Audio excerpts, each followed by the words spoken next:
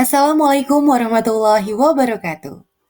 Perkenalkan, saya Aprilia Widyastuti, berasal dari SMA Negeri 4 Cibinong, Kabupaten Bogor, Dinas Pendidikan Provinsi Jawa Barat. Pada kesempatan ini, saya akan memaparkan pemecahan masalah pembelajaran siswa, yaitu meningkatkan karakter positif melalui kesepakatan atau kontrak belajar pada mata pelajaran ekonomi kelas 12 IPS tahun pelajaran 2022-2023 di SMA Negeri 4 Cibinong. A. Deskripsi permasalahan. Pada tahun pelajaran 2022-2023 ini, saya bertugas mengajar mata pelajaran ekonomi di kelas 12. Seperti yang diketahui, kelas 12 merupakan kelas tingkat akhir di bangku SMA yang menghendaki para peserta didik untuk memiliki karakter positif yang kuat karena pembiasaan-pembiasaan yang diterapkan di sekolah. Namun, berdasarkan hasil survei karakter siswa yang dilaksanakan oleh Puslitbang Pendidikan Agama dan Keagamaan tahun 2021, secara rata-rata menghasilkan indeks menurun pada jenjang pendidikan menengah, yaitu sebesar 69,52. Angka ini turun 2 poin dari angka indikatif tahun lalu. Penurunan angka indeks ini diduga kuat karena efek dari pandemi COVID-19 yang menggunakan sistem pembelajaran jarak jauh atau daring dalam pelaksanaan pembelajarannya. Kondisi ini juga dirasakan di SMA Negeri 4 Cibinong. Peserta didik kelas 12 sudah 2 tahun mengalami PJJ dengan segala keterbatasannya. Akibatnya, terjadi penurunan karakter positif peserta didik pada karakter kedisiplinan, keaktifan, tanggung jawab, dan kejujuran. B. Akar permasalahan. Berdasarkan deskripsi permasalahan tersebut, saya menemukan beberapa akar permasalahan terkait turunnya karakter positif peserta didik. Di antaranya, 1. Peserta didik menjadi tidak bergairah untuk belajar sehingga partisipasi peserta didik dalam pembelajaran menurun. 2.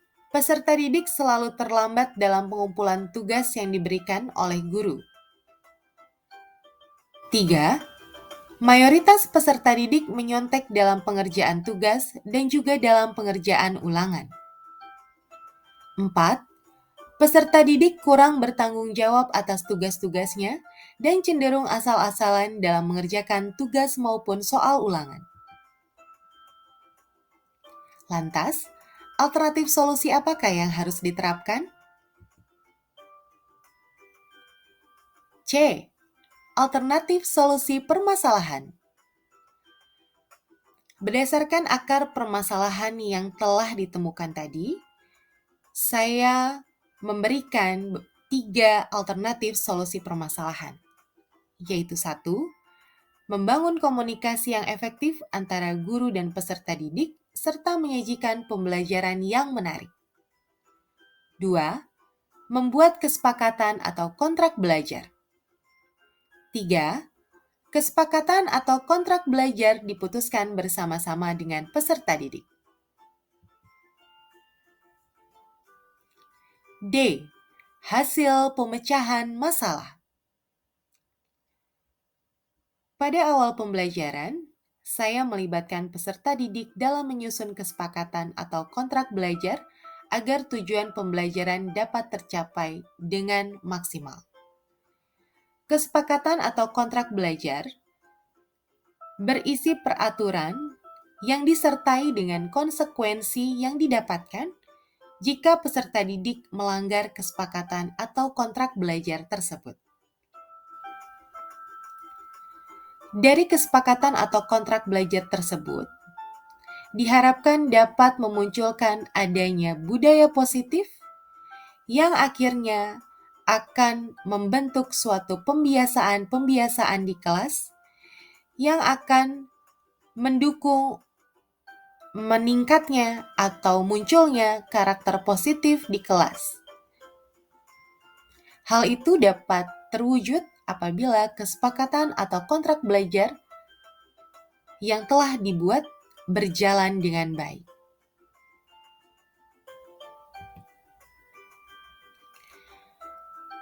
Adapun kesepakatan dan kontrak belajar di kelas 12 IPS yang sudah disepakati, yaitu 1. Hadir tepat waktu di kelas, dan jika terlambat akan menjadi Mr. atau Miss Kepo sebagai konsekuensinya. 2. Mengawali pembelajaran dengan berdoa. 3. Tidak ada tas, jaket, handphone di atas meja. Yang tersedia adalah alat tulis dan buku pembelajaran. 4. Selama kegiatan belajar mengajar, tidak diperkenankan menggunakan handphone, kecuali atas seizin guru mata pelajaran. 5. Pengumpulan tugas harus tepat waktu. Jika terlambat, akan diberikan konsekuensi berupa pengurangan nilai terhitung berapa jumlah hari keterlambatannya. Untuk 1 hari, dikenakan pengurangan min 5. 6. Peserta didik yang mampu dengan benar menjawab pertanyaan dari guru akan diberikan poin nilai. Namun, yang tidak dapat menjawab dengan benar akan menjadi Mr. atau Miss Kepo. 7. Dilakukan pengecekan atribut dan kerapian dalam berpakaian di setiap absensi.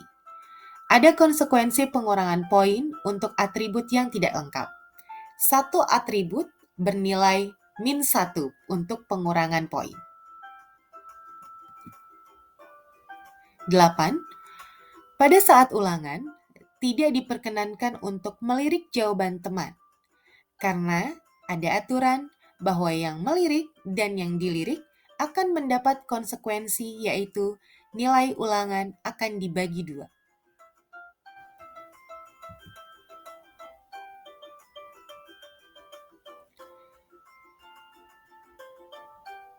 Berdasarkan penerapan dari kesepakatan atau kontrak belajar di kelas, dapat saya simpulkan bahwa kesepakatan belajar yang efektif akan memicu lahirnya budaya positif.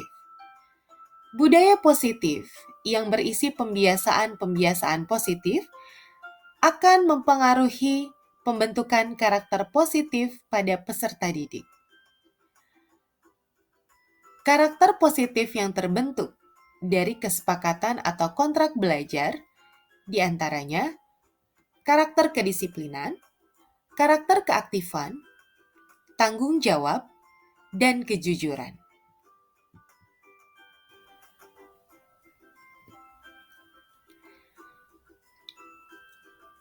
Hasil pemecahan masalah ini saya dapat dari sumber rujukan, yaitu pada link https://ayoguruberbagi.kemendikbud.go.id/artikel/kesepakatan bersama menumbuhkan budaya positif.